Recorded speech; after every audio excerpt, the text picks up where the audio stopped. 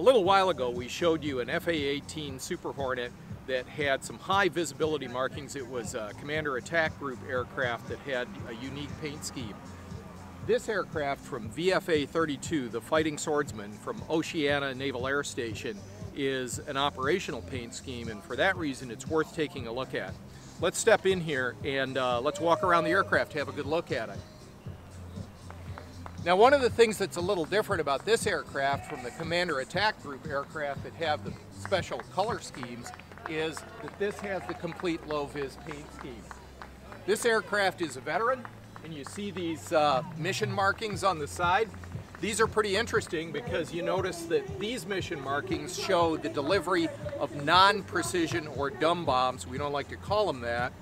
But these are precision-guided munitions. They're either laser-guided bombs or satellite-guided bombs.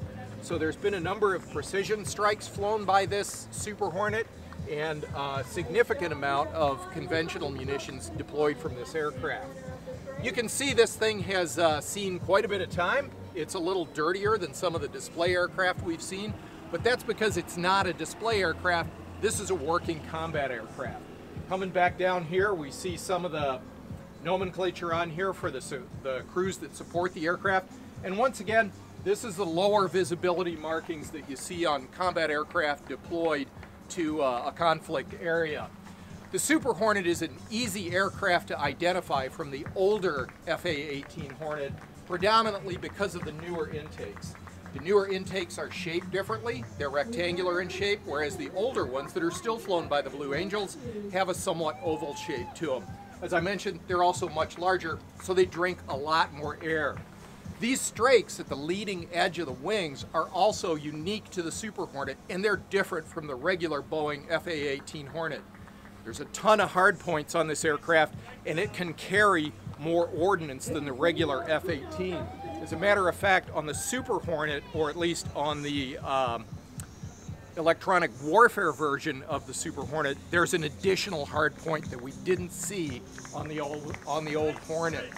This one still has the wingtip mounts for air-to-air missiles. Huge control surfaces on this aircraft for helping bring it aboard an aircraft carrier at sea.